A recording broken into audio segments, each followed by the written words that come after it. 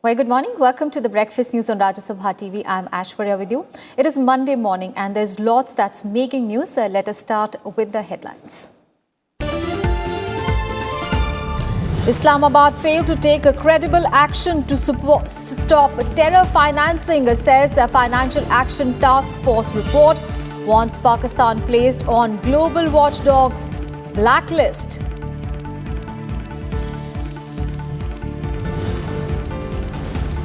Nirmala Sitharaman to inaugurate National Tax E-Assessment Centre today to cut down face-to-face interaction between taxpayers and tax official, promote ease of doing business.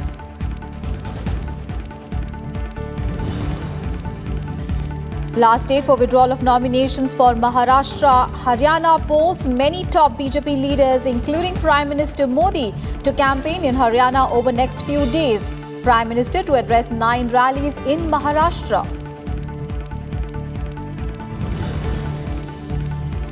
Instances of paid and fake news disturbing, says Vice President Venkaiah Naidu, asks media to devise creative solutions to contain them, advocates promotion of vernacular newspapers to drive prosperity of rural areas.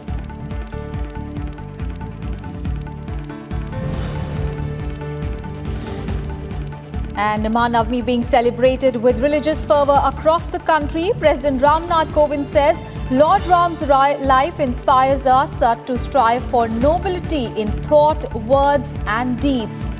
Prime Minister also wishes citizens on the holy day.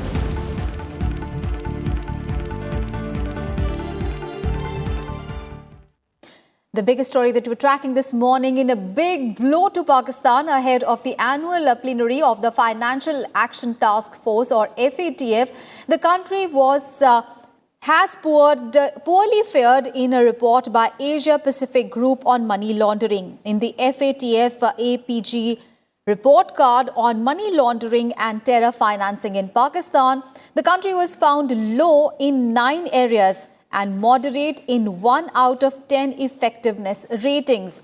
Now, FATF would consider the findings of the evaluation report by its regional body, Asia Pacific Group, at its meeting from 13th to 18th of October in Paris.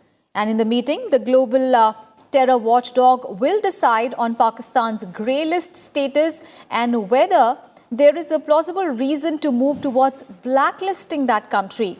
The report says that Pakistan has not taken any sufficient action against listed individuals and entities, including Lashkar-e-Toiba, Jamaat-ud-Dawa and the group's leader Hafiz Saeed. And with this, multilateral lenders like the IMF, the World Bank and the EU may continue downgrading Pakistan. All right, let's get a perspective on this story. Our colleague Akhilesh Suman is now joining us on the phone line for more details. Akhilesh, a very good morning. So FATF is closely scrutinizing Pakistan's progress record on curbing black money to terrorists and terrorist organization. And all this is going to be considered when it meets in Paris next week. And ahead of that, this damning report by the FATF's regional body is going to make a lot things, worse for Pakistan.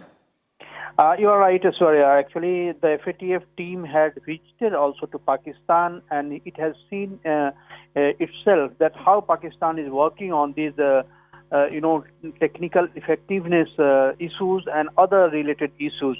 And, that Pakistan has always been doing the same thing, that once there is a complaint, they will do some lip service so that they can showcase that, yes, they are trying to do something, but at the end of the day, it is not effective. And what we had seen earlier that, actually in August itself, that Pakistan had requested 1267 Committee of United Nations Security Council about giving alumni money from Hafiz Saeed bank account, and that will be around 1 lakh rupees per month for survival for Hafiz Saeed. And it itself shows that how Pakistani government is not working for curbing terror financing. Rather, it is helping terrorists who are designated by the 1267 Committee of Security Council for leaving. So I think it exposes Pakistan. And out of 40, there has been total 40 points. And out of 4 points, that is very crucial about individual and terror groups working in Pakistan, they are totally non-compliant. And the report also says that in February 2018, Pakistan had come with an ordinance, but that ordinance was applicable just for 120 days and it is now expired. So Pakistan's suo motu cannot take any action against those terrorists who are roaming freely in Pakistan and the terror groups who are working getting charity money and running the terrorist shops. But one catch that may be seen how it works, because now the chairman of FATF is Jiang Min, who is a Chinese national.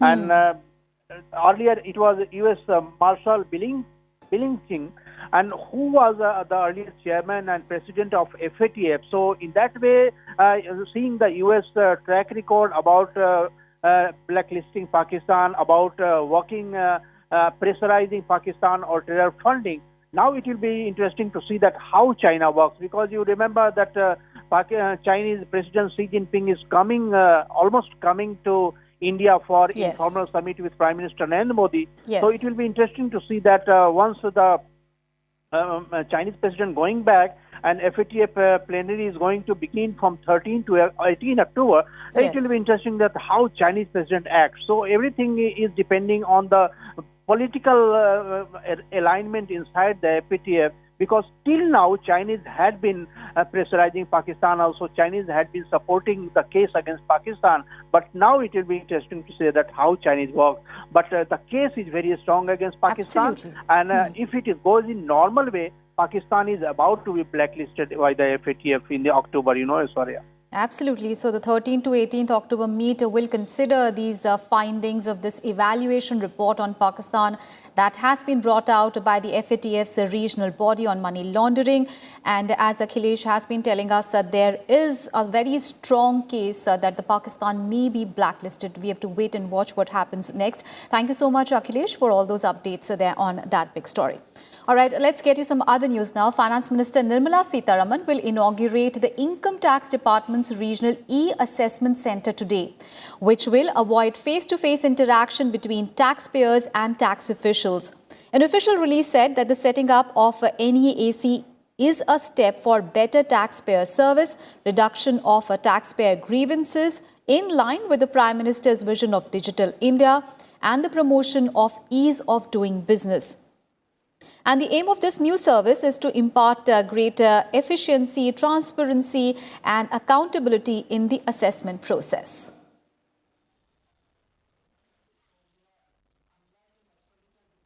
Defence Minister Rajnath Singh is all set to leave on a 3-day visit to France today. And during the visit, he will receive the first of 36 Rafale jets in the French port city of Bordeaux on Tuesday, the foundation day of the Indian Air Force, as well as the day when the Shera will be celebrated. He will perform the Shastra Puja after receiving the first Rafale fighter jet. And after performing puja, he will take a sortie in the aircraft. The first batch of the 4 aircraft will come to India by May next year. Rajnath Singh will also meet French President Emmanuel Macron in Paris on Tuesday morning. And on 9th of October, he will address the CEOs of the leading French defense firms. And back home, in the first major political development post the withdrawal of the special status to Jammu and Kashmir, a 15-member National Conference delegation met the detained leaders in the state, Farooq Abdullah and Omar Abdullah, in Srinagar on Sunday. And the delegation discussed developments in the state and the upcoming local body polls during the separate meetings with both the leaders. The delegation also demanded the release of their leaders to revive the political process in the state ahead of the Bloc Development Council elections later this month. Meanwhile, the PDP deferred a scheduled meeting of its delegation with party president Mehbooba Mufti, who is also under detention in Srinagar. The party stated no reason for the development.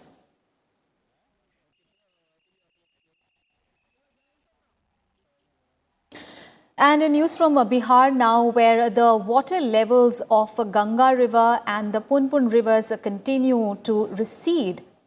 Other rivers, including the Gandak, the Bagmati and Mahananda, are also on a decline. Meanwhile, the death toll has increased to 97 from 73 in the past 24 hours as more people lost their lives in the affected districts due to incidents of drowning, electrocution, house collapse and falling of trees. According to the release issued by the Health Department, the number of dengue cases also are seeing a sharp rise post the heavy downpour in the state capital. The state government will organize the special health camps on 10th, 11th and 12th of October at the Patna Medical College and Hospital and also Nalanda Medical College and Hospital for carrying out free tests for dengue. Meanwhile, the Met Department has issued warning of thunderstorms from Monday onwards for parts of Maharashtra, that is Vidarbha, Marathwada and Madhya Maharashtra. Some other districts of the state like Ahmednagar, Pune, Sangli, Satara, Kolhapur and Solapur could face similar weather from Wednesday onwards. And Nashik also received heavy showers in the second half of Sunday, leaving some areas there waterlogged. And in Breakfast News, we'll take a very short break. Up next, we have more news, including all the election-related news as well. Stay tuned.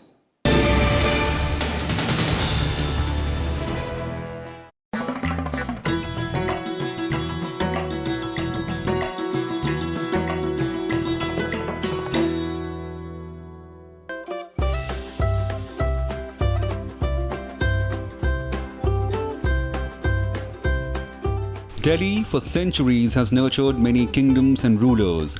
These kingdoms have left us several significant monuments with an incredible history to tell. Among these monuments is one which is in the midst of posh bungalows in Hauz Khas area, the Chor Minar. Built under the rule of Alauddin Khilji, telling a statement of his rule, is believed to have stood out as a deterrent for thieves and thugs who attempted to venture in his kingdom. Built in 13th century, the pillar is made of rubble masonry and stands at the center of a platform. Each of the four sides of the platform has three arched recesses with a doorway on one side leading to a spiral staircase.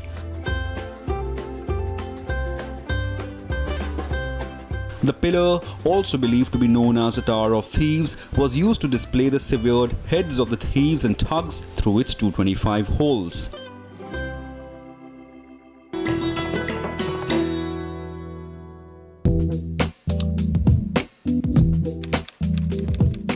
Million people have now given the thumbs up to Rajya Sabha television. RSTV's growth has been phenomenal, with the journey from 2 million to 3 million being completed in less than 6 months. That's over 6,200 new subscribers every day. Our online viewers are engaging with us more actively. Every day, thousands like, share and comment on our videos. So come and join this growing tribe of RSTV viewers and get ready for an exciting journey.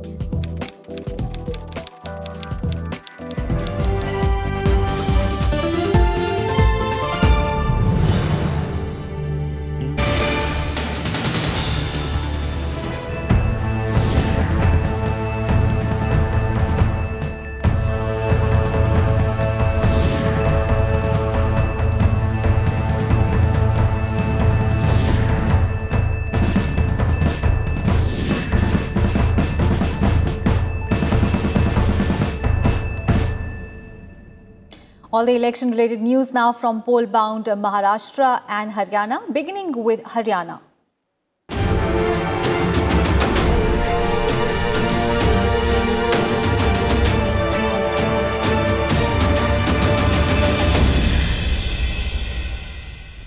Now, with only 2 weeks weeks to go for the Haryana Assembly elections. Top BJP leaders, including Prime Minister Narendra Modi, will also be campaigning in the state over the next few days.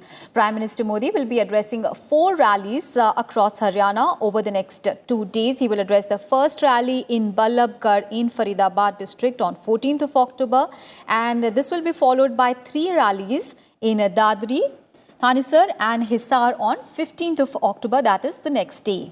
And Union Home Minister and BJP President Amit Shah, Party's Working President J.P. Nadda, Uttar Pradesh Chief Minister Yogi Adityanath will also be addressing election meetings in the run-up to the polls.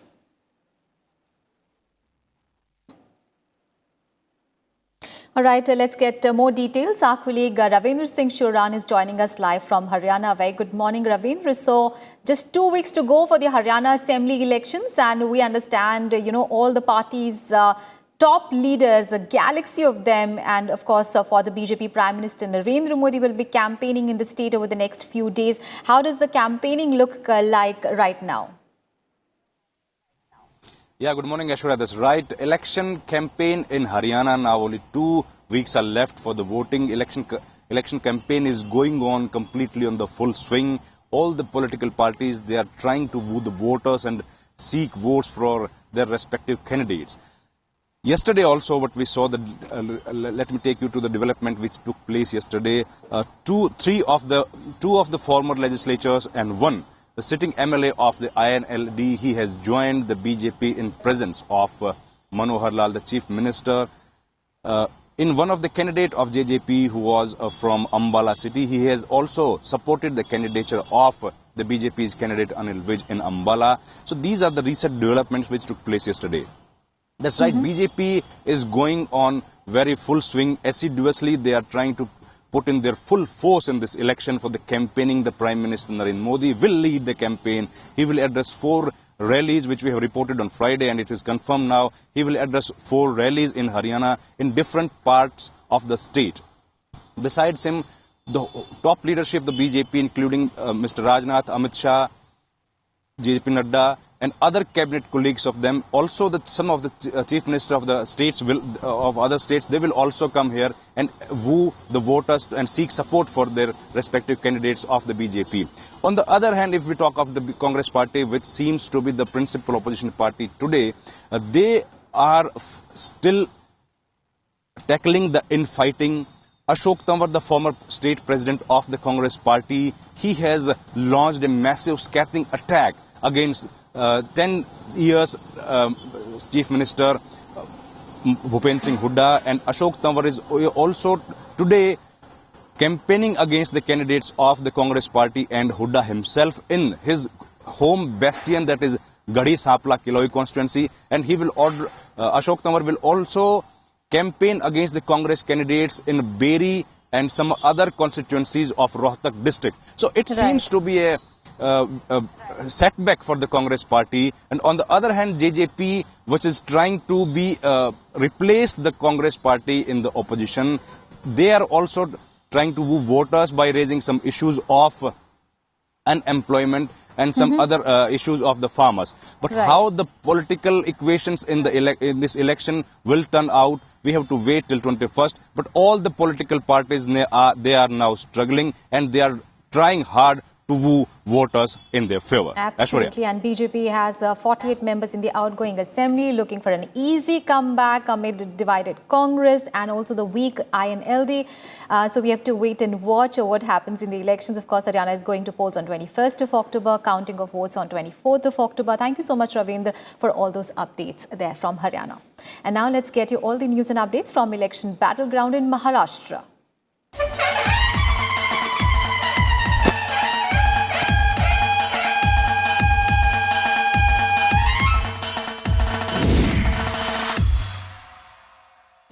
Prime Minister Narendra Modi will address 9 public meetings in the run-up to the 21st of October Assembly polls in Maharashtra. Home Minister and Party President Amit Shah will also address 18 public meetings in the coming days. Amit Shah's rallies will take place in Western Maharashtra, which is considered the bastion of the Congress and the NCP. And according to the party, national issues like nullification of Article 370, Modi government's anti-corruption drive, and push for nationwide NRC will be the top agenda of the campaign.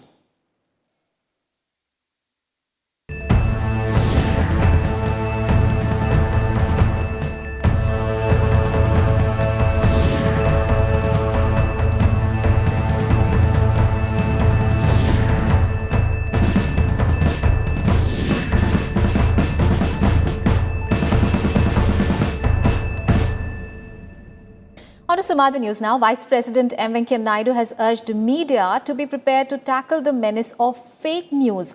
Addressing the centennial celebrations of the premier Odisha daily, Samaja in Cuttack, Vice President Naidu said that fake news threaten to destroy the credibility of media, which should effectively tackle and disprove false news by taking control of the narrative. He also said that media must act with the great restraint and responsibility.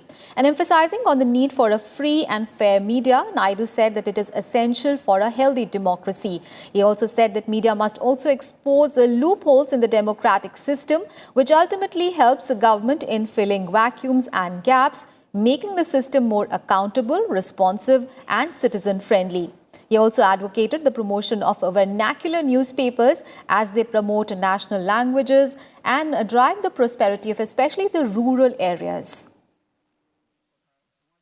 The media must be a vehicle for change in status quo. It must highlight the positive stories and best practices so that they inspire positive changes and can be replicated everywhere. Media must play a constructive role in solving burning problems of our time, from poverty to disease to climate change.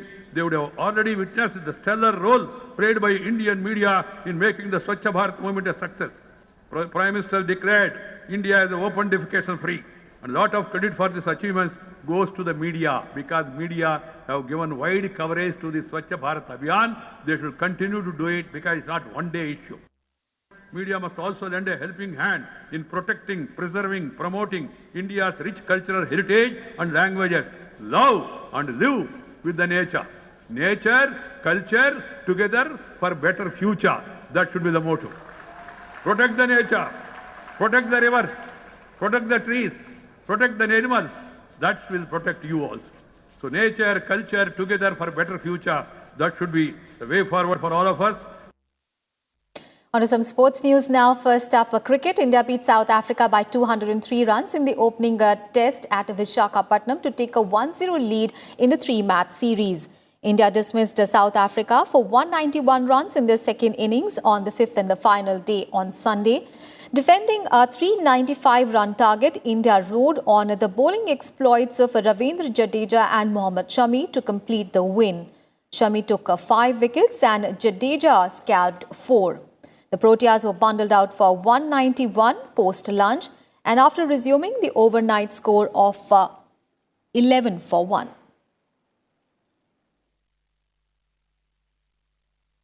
And as the country is celebrating Mahanavami today, President Ramnath Kovind, Vice President M. Venkaiah Naidu and Prime Minister Narendra Modi have greeted the nation on the occasion of Durga Navami and Durga Puja. President Ramnath Kovind greeted the nation on Twitter, and he said that greetings and good wishes to fellow citizens in India and abroad on the auspicious occasion of Durga Puja. This is a celebration of the victory of good over evil. May Goddess Durga shower her blessings on us and enrich our lives with joy and prosperity.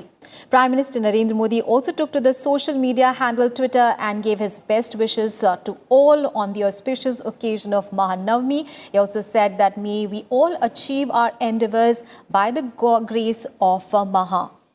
And Durga Puja is being celebrated, remember, across the country with much zeal. Huge pandals with the idols of Goddess Durga are set up for Durga Puja celebrations. Devotees are thronging in large numbers to offer their prayers to the goddess. Mahanavami, also known as Durga Navami, is a Hindu festival that is celebrated on the 9th day of Navratri. And it is celebrated in honor of Goddess Durga, the deity of strength. The holy festival is observed in the Hindu calendar month of Ashwin, which typically falls in the months of September and October. And here's wishing you a very happy Navratri and Durga Puja and Mahanavami. We leave you with the images of the festivities. Thanks so much for watching.